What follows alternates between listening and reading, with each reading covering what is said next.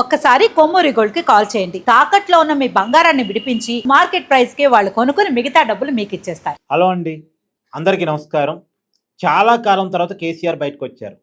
Public meeting పెట్టారు.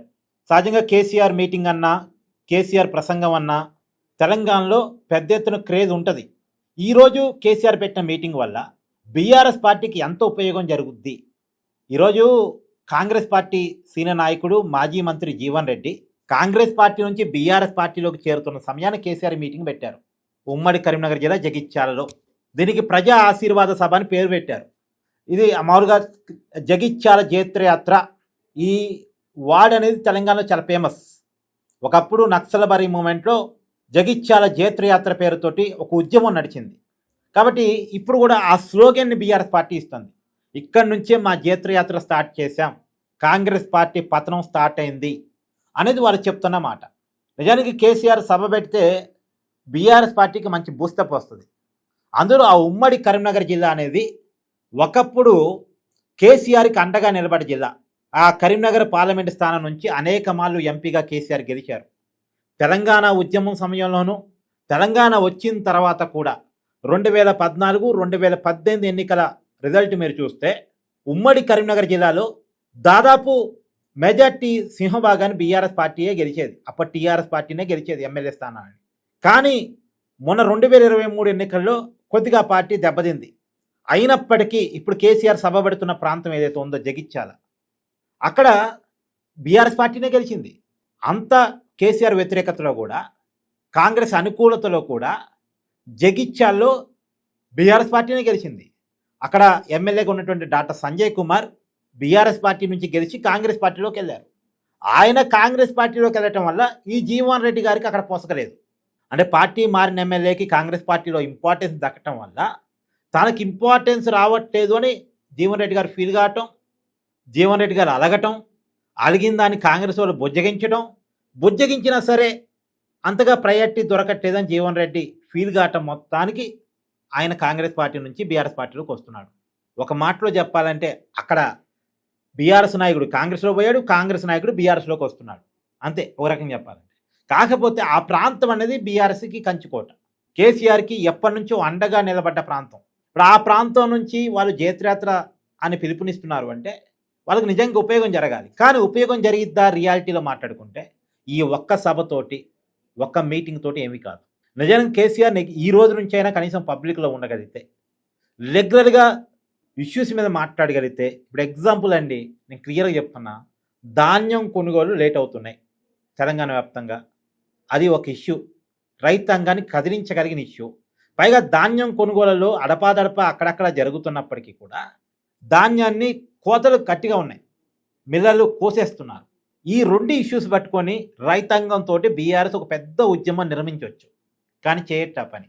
ఇంకో విషయం ఏంటంటే, ఈరోజు రేవంత్ రెడ్డి కూడా ఇంకోవైపు సబ్ పెడుతున్నాడు. ఏంది? రైతు భరోసా నిధుల విడుదల పేరుతోటి. అసలు ఈ రైతు భరోసా నిధులు ఎప్పుడు విడుదల కావాలి? ఎప్పుడో రిలీజ్ కావాలి, జనవరిలో పడాల్సిన డబ్బులు. ఇప్పుడు రెండో ఎకరానికి, ఒక ఎకరానికి ఆల్రెడీ పడ్డాయి, రెండో ఎకరానికి సంబంధించినటువంటి నిధులు విడుదల చేస్తున్నారు. మరి ఇప్పుడు దీని మీద బీఆర్ఎస్ పార్టీ ఒక పోరాటం చేయాలి కదా. ఏం 2 ఎకరాలు ఏంటి, కనీసం 5 ఎకరాలు ఉన్నోరికి వేయాలని పోరాటం చేయాలిగా. లేదు. ఒకటి ధాన్యం కొనుగోలు మీద బీఆర్ఎస్ పోరాటం లేదు. రెండోది అంటే కేసీఆర్ ఇవాళన్నీ గట్టిగా మాట్లాడతాడు. కేసీఆర్ మాట్లాడితే వచ్చేటువంటి ప్రెజర్ వేరు.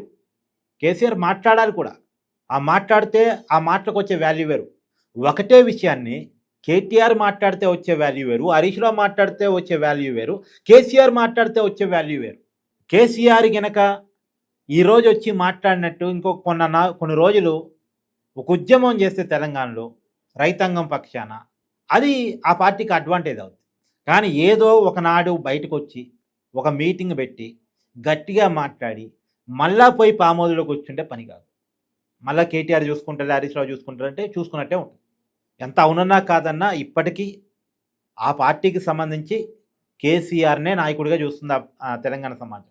కాబట్టి అంటే కేటీఆర్ ఒక సెక్షన్ ఆఫ్ పీపుల్కి కనెక్టెడ్, కేసీఆర్ మొత్తం తెలంగాణకి కనెక్టెడ్. కాబట్టి రేవంత్ రెడ్డి ప్రభుత్వం మీద వ్యతిరేకత తీవ్రంగా ఉన్నా కేసీఆర్ బయటికి రాకపోవటం వల్ల ఆ పార్టీ దాన్ని క్యాచ్ చేసుకోలేకపోతుంది. కేసీఆర్ కనుక రెగ్యులర్గా ప్రజల్లోకి వచ్చి ఒక ప్రజా పోరాటం చేస్తే అది ఖచ్చితంగా బీఆర్ఎస్ పార్టీకి ఉపయోగం. ఇప్పుడు చూడండి, నేను క్లియర్ కట్గా చెప్పాను, కాంగ్రెస్ ప్రభుత్వం మీద తీవ్రమైన వ్యతిరేకత ఉంది. కానీ అదే సమయంలో ఇంకో మాట చెప్పలేకపోతున్నాను, ఈ వ్యతిరేకతని క్యాచ్ చేసుకొని బీఆర్ఎస్ అధికారంలోకి వస్తాను. ఎందుకు నేను చెప్పలేకపోతున్నాను? బీఆర్ఎస్ పార్టీ చేసే ప్రజా పోరాటాలు ఏమి లేవు. బీఆర్ఎస్ పార్టీ నిజంగా ప్రజల్ని కలుపుకొని ముందుకెళ్ళటంలో ఫెయిల్ అవుతుంది.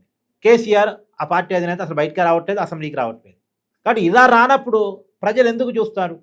ప్రజలకు ఒక ఒపీనియన్ ఉన్న కేసీఆర్ పరిపాలన బాగుందనేటువంటి ఒపీనియన్ ఉన్నప్పటికీ కూడా దాన్ని క్యాచ్ చేసుకోగలిగే పరిస్థితులు ఆ పార్టీ లేనప్పుడు మళ్ళీ ఉన్నలో ఎవరినో ఒకరిని ఇదే కాంగ్రెస్ను మళ్ళీ గెలిపించుకోవడం, లేదు ఓటు షిఫ్ట్ అయ్యి ఎవరికి మ్యాగీ ఫిగర్ రాకుండా హంగు రావడం ఏదో జరిగిపోయింది. లేదు మధ్యలో బీజేపీ వాళ్ళు ఏమైనా ప్రయత్నం చేసుకుంటే వాళ్ళు పికప్ కావడానికి అవకాశం ఉంది. ఈరోజు ఏదో వాళ్ళ పార్టీలోకి ఒక నాయకుడు జరుగుతున్నాడు కాబట్టి సబ్బెట్టడం కాకుండా ఒక ప్రజా పోరాటాన్ని నిర్మించుకునేటువంటి పనిలో బీఆర్ఎస్ పార్టీ ఉంటే దానికి ఉపయోగం జరిగింది తప్ప ఈ ఒక్క మీటింగ్తో ఏదో జేతుయాత్ర వస్తుంది, బీఆర్ఎస్ పార్టీ అధికారంలోకి వస్తుందని ఎవరైనా కలగంటే అది హార్డ్ కోర్ బీఆర్ఎస్ పార్టీ కార్యకర్తలు అనుకోవచ్చు తప్ప సామాన్య ప్రజానీకంలోకి అది వెళ్ళదు. సామాన్య ప్రజానీకంలో మళ్ళా బీఆర్ఎస్ పార్టీ ప్రేమ రావాలన్నా, ఆ పార్టీ రీకనెక్ట్ కావాలన్నా, మళ్ళీ తిరిగి అధికారం తెచ్చుకోవాలన్నా, కాంగ్రెస్ మీద ఉన్నటువంటి తీవ్రమైన వ్యతిరేకతను తమకు అనుకూలతగా మార్చుకోవాలన్నా ప్రజా పోరాటాలు మాత్రమే మార్గం. ఆ వైపుగా కేసీఆర్ ఆలోచించగలగాలి. అలా ఆలోచిస్తే ఆ పార్టీకి ఉపయోగం. మళ్ళీ కేసీఆర్కి అధికారం రావడానికి అవకాశం ఉంటుంది. సరే, రేపు అధికారం పక్కన పెడితే ఇవాళ కేసీఆర్ చేసే పోరాటం ఫలితంగా రైతాంగం విషయంలో కాంగ్రెస్ ఒళ్ళు దగ్గర పెట్టుకొని పనిచేస్తుంది. ఇప్పుడు ధాన్యం కొనుగోలు సెంటర్ ఇప్పటివరకు ఎక్కడ చాలా చోట్ల పెట్టలేదండి. దాని మీద మాట్లాడేవాడు ఎవడు ఉండు తెలంగాణలో? ఎవడు లేడు నిజంగా కూడా. ధాన్యం కోతలు విపరీతంగా ఉన్నాయి, మిల్లర్ల కోతలు, ఎవడు మాట్లాడేవాడు లేడు.